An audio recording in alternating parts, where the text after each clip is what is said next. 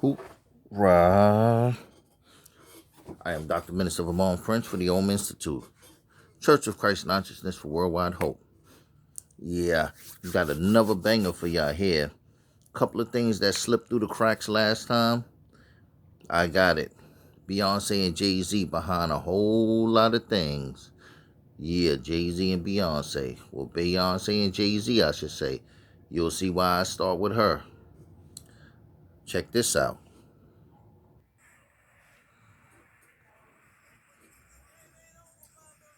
This is the Kobe commercial in the helicopter.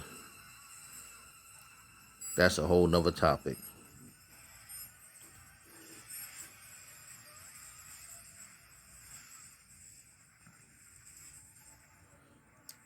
Look at Beyonce. Look at how she's rocking back and forth in a trance. She's doing witchcraft, voodoo. Very interesting. A cartoon that happened way before the incident. But watch this. He got two pillars next to him, Beyonce and Jay-Z. 5 rings rolled out. They grabbed 2 of them.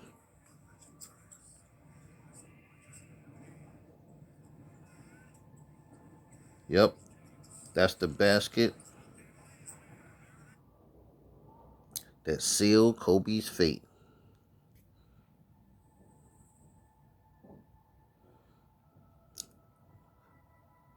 Once LeBron passed him, by that one point, they didn't need him anymore.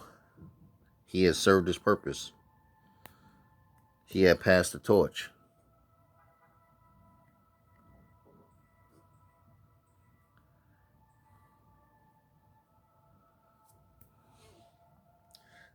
Look at this.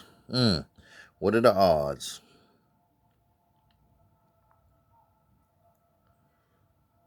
This guy plays a big part in a lot of things. Watch this. He's the new Kobe for them. Yep. Peep that. Yep, the horns. Horns. Horny. Charlotte Hornets.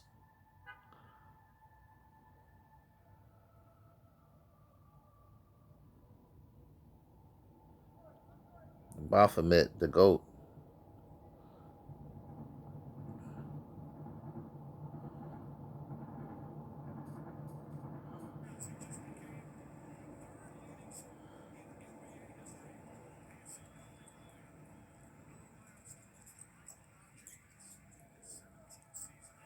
So clear, people. So clear.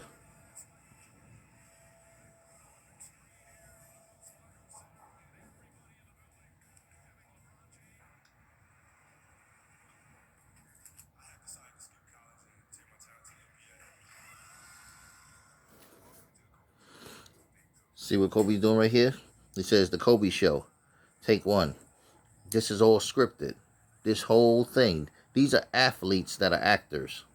They have the athletic ability, but it's heightened by a whole bunch of camera tricks and parlor tricks in order to make y'all who don't know give your energy.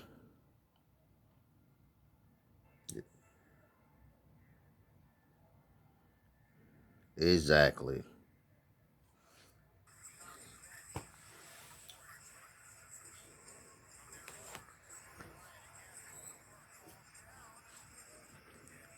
Mm.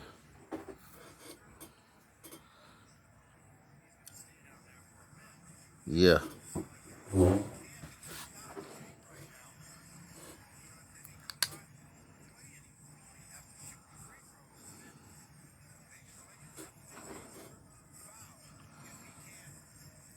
And note there's a whole bunch of 96s around, which is the reverse of 6ix9ine, Tekashi 6ix9ine, one of the biggest trials and cases of this century. Don't get me wrong, OJ was big. It was. But Tekashi 6ix9ine just might be bigger.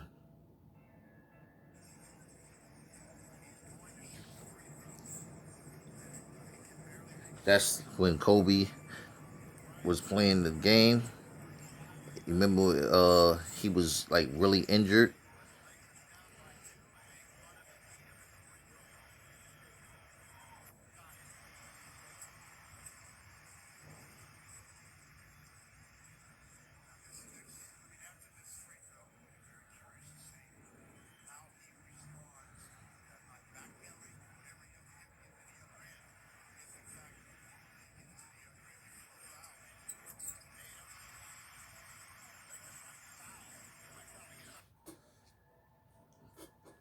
This is all good stuff to look at. All good stuff to look at.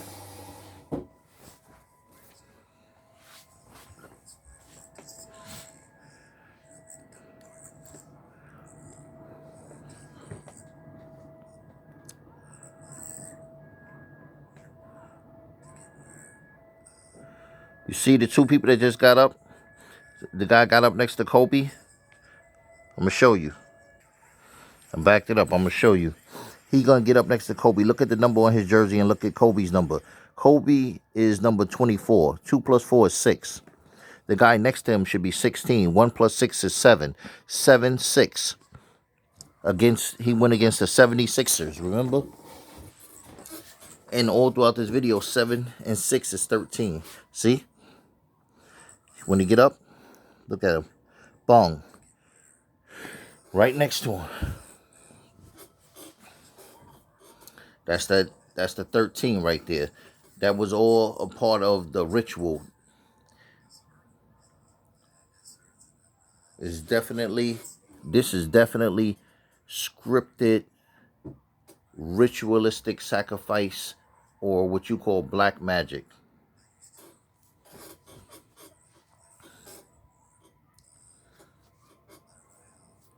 Kind of like when you're watching a magic show.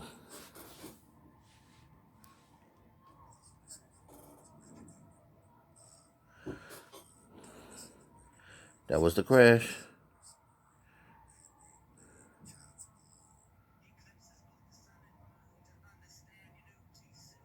Now this is the one of the Beatles.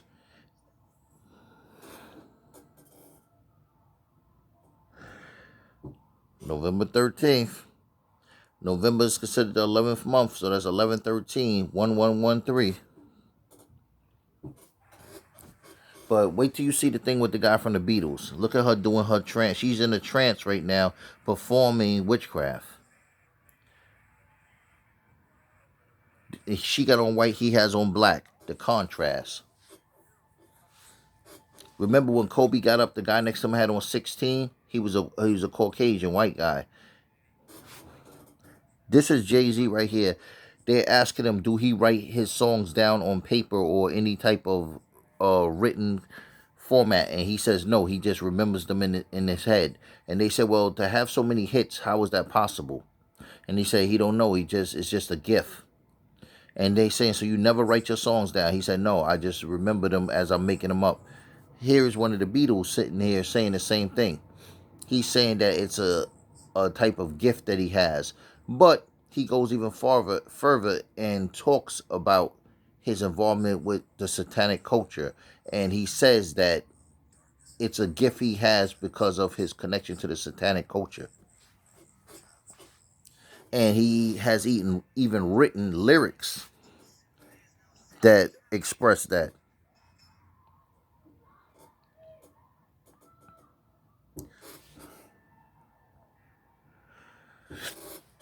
Now, there's a lot of things to look at.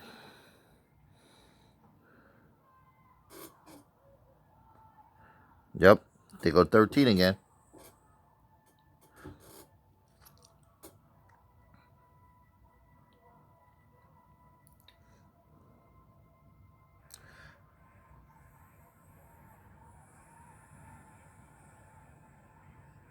Look at her doing her ritual.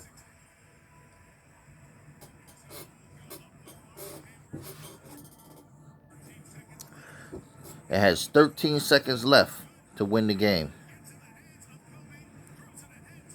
What are the odds that 13 will come up 13 seconds left? And they specifically said that, the announcer specifically said, there's 13 seconds left. Look at that 6'9" right. I mean that 96 right there for Utah versus 6'9", who I'm writing a book about currently. Very, very important.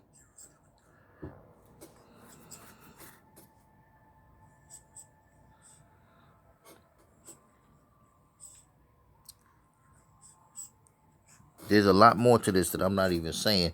As far as right now with the NBA logo, that's a whole nother science. The Bron James is another science.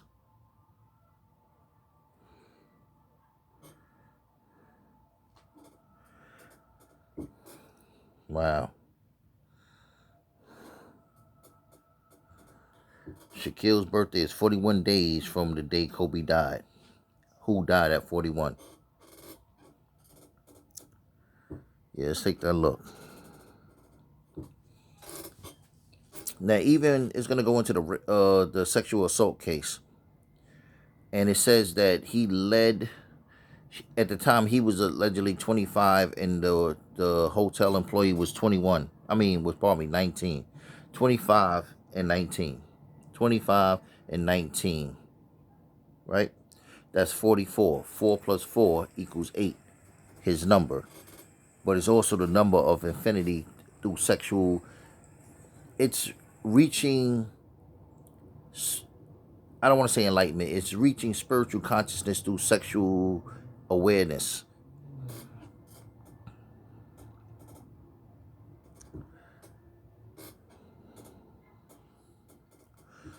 The flight takes off at what, 9:06, 96? You think that's a coincidence that 96 keep popping up? The 76 keeps popping up, which adds up to 13. The 96 adds up to 6. 9 plus 6 is 15. 1 plus 5 is 6. 41 minutes. Look at that. Look at her doing her ritual. The whole time she's sitting there doing her ritual. Nah, we not sleeping.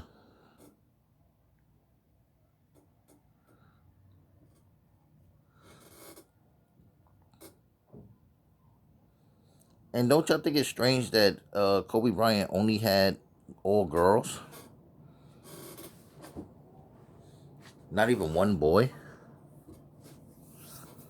That in itself is a ritual.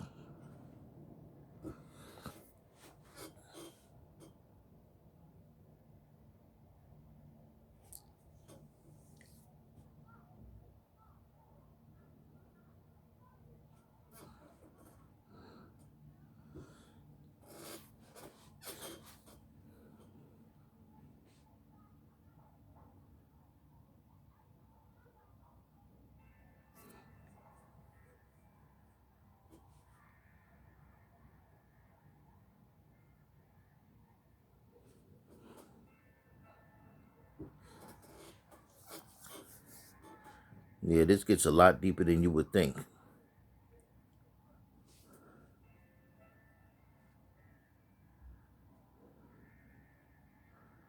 Boom, exactly, that 13.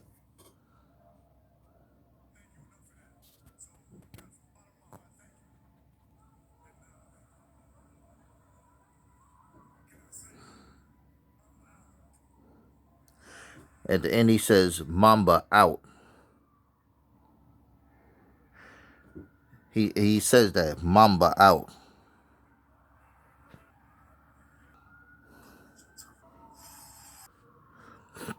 So you've seen a whole bunch of stuff there that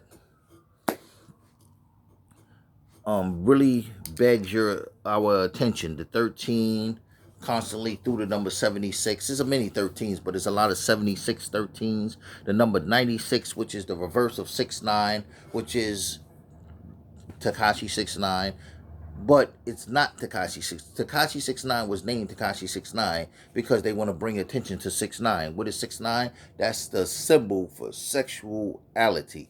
10 is also a symbol for that. 13 is also some symbol for that. But it's really 6'9" because it forms the what they call the yin and the yang symbol. We think of 6'9" as being oral sex between two people, but it doesn't really represent oral sex. 69 actually represents regular sex between two opposite genders. That's what it represents. Now, 96 typically represents sexuality between opposite genders or same genders. It doesn't really matter in that sense. But that's really what was going on here, people. It seems to be like something that's so basic, but it's all scripted. And I'm not saying that in a way to make you say I shouldn't care. Then no, I'm telling you that people are chosen. They have a natural talent, because I've met people with natural talent and playing in the playground, and I'm like, wow, this dude could shoot from anywhere and get the ball in.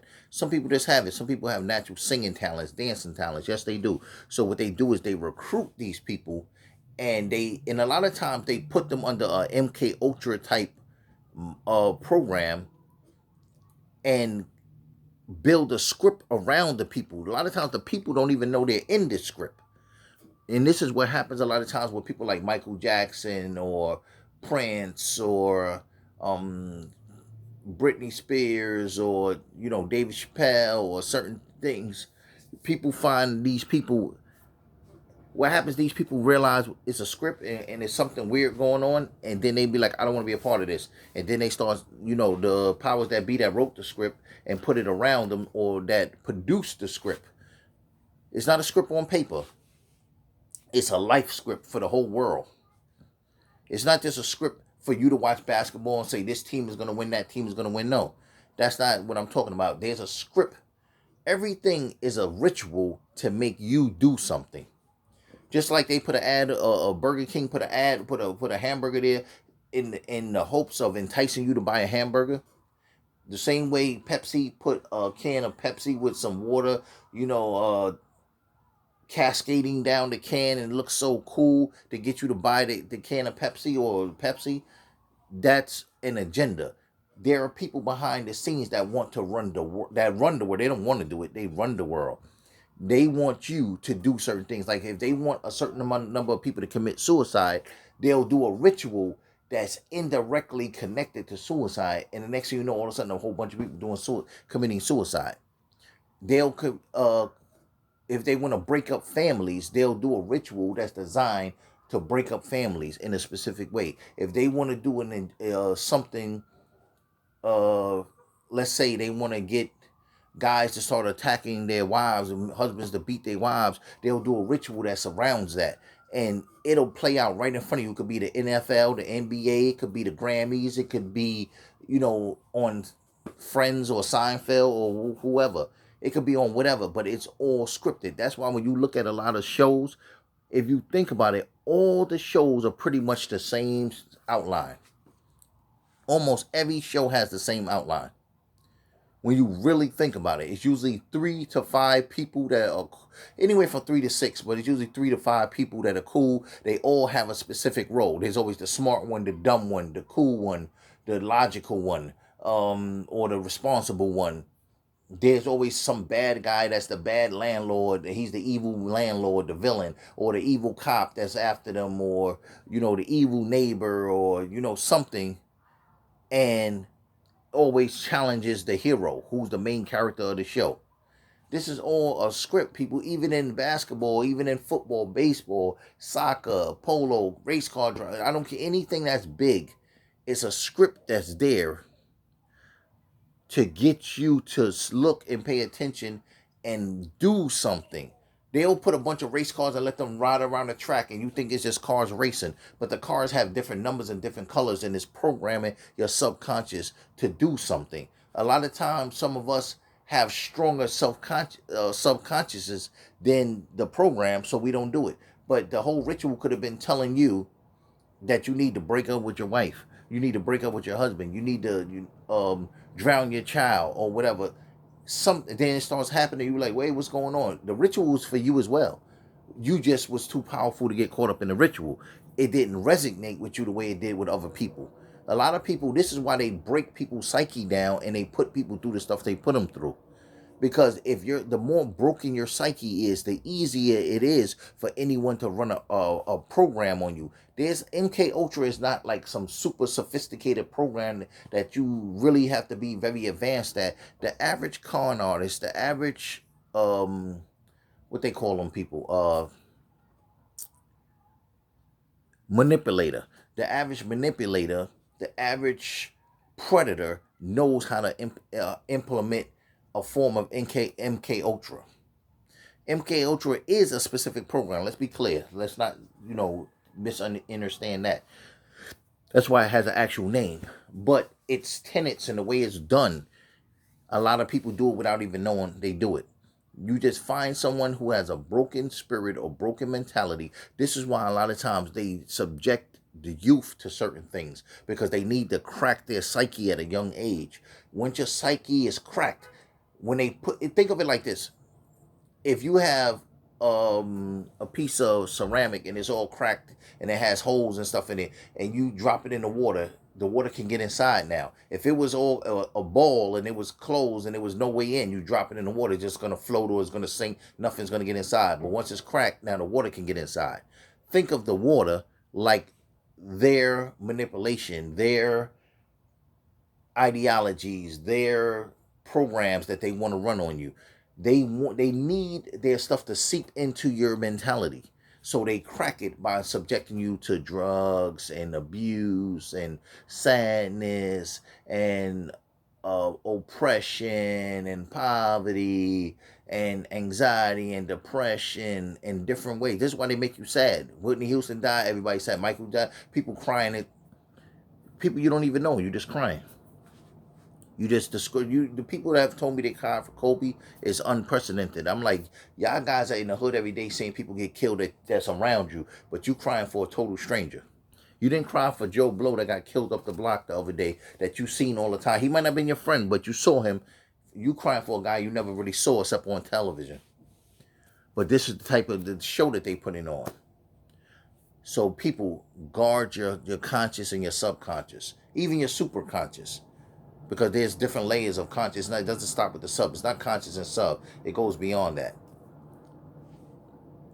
I'm going to make another video because I have something else that's really good to point out. But in the meantime, in between time, I want to thank y'all, to my warriors that's on point, that know this science. Leave those comments. We got to get this information out there to the people. A lot of people read the comments before they even watch a video. They hit the video and go straight to the comments and see what the comments are talking about. So I'm telling y'all, get in the comments, drop that knowledge so that people can know that the video is worth watching. Because that's what people do. If they don't like the comments, they're like, I don't even watch the video. That's unfortunate, but that's the state that we're in right now. People need other people to validate the information or the entertainment before they even decide that they want to like it. So that's all I'm saying. Get in there, warriors. Drop that knowledge that y'all be dropping. Y'all be teaching me a lot of stuff. Y'all be pointing out a lot of stuff. And I'll be like, oh, wow, I didn't even peep that. Oh, that's deep. Oh, boom, boom, boom. So, Kobe, his father's name was Bean. They call him Jelly Bean. Bean. Jay-Z signed a guy named Beanie Siegel.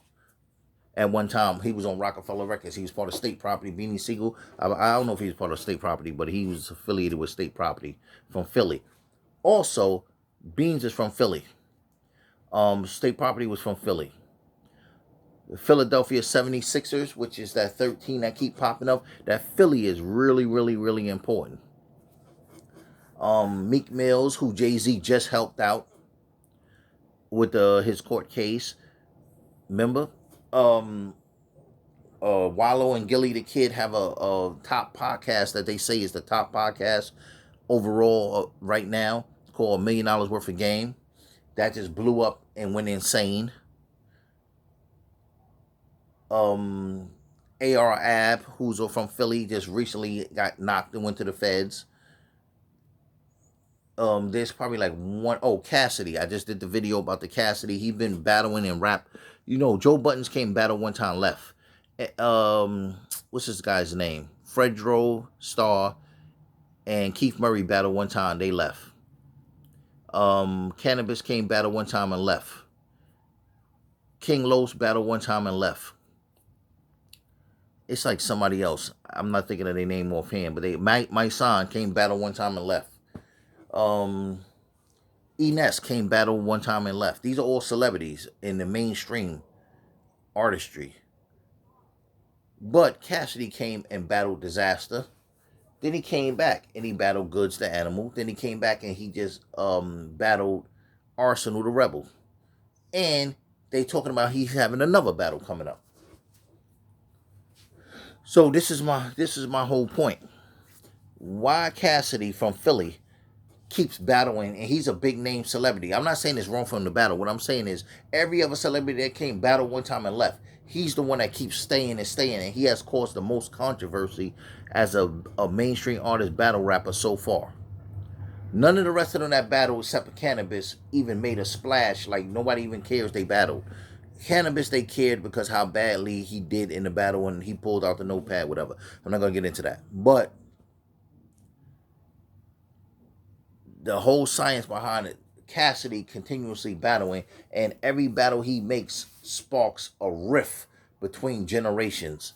If you read the comments on his battles, in the comment section, people say, "Oh my God, he lost so badly." Other people like, "You crazy? He won clearly." It's just, I've never seen such a rift in the culture between people who see things so differently.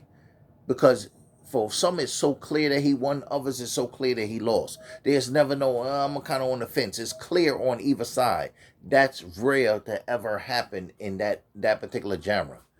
So he's from Philly. It's no coincidence all this stuff is being pumped out of Philly. Which is funny because I'm working on the Tekashi 6ix9ine book, and I recently the section I've been working on starts with the recipe of Felipe. Not the restaurant Felipe, where the shooting took place.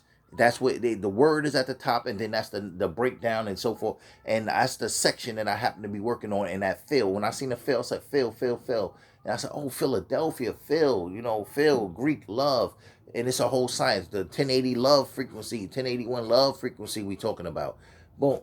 It's no coincidental. It's no coincidence, not coincidence. It's no coincidence that all of this is coming together, people. Something big is going on. Something big is going on now. Something big has been going on, but it's bigger now than it ever has been. I'm Dr. Minister Vermont Prince for the Old Men Institute, Church of Christ Consciousness, Worldwide Hope. It's all about the supreme holiness of the female, rooted in the sacred truth of her sexuality. She holy. Jesus Christ was a woman who came to teach Itakwa, which is the royal path to the throne, or that sex is the gateway to God. We Om Chigaga. We embrace our sexuality, which is EYS, in order to reach that 1080 love frequency. God is love. You reach that frequency through sex. Not intercourse, but sex. Higher, it's spiritual. No, I'm not going to use the word enlightened. I'm staying away from that word. Spiritual, empowered, conscious intercourse, which is called sex. That's what this is all about, people. I know the video seemed like it wasn't about that, but that's the code. That 13 they keep showing you, all them different numbers the 11 they keep showing, all these numbers are codes to sexuality. They're communicating with each other, and they're using them in one way to hurt us that don't know, and help those who do know. Those codes are, it's like your PIN code. If you have a what they call a debit card, if I change your PIN code and you don't know it, you can't get your own money. But I know the code because I changed it, so I can go get money out of your car. I can be like, let me try it, and I'll be like, that's all they doing. All they doing is switching the numbers around in front of our face and not telling us what's really going on, so they're able to use the numbers against us. Don't let them use the numbers against you, people. I'm out.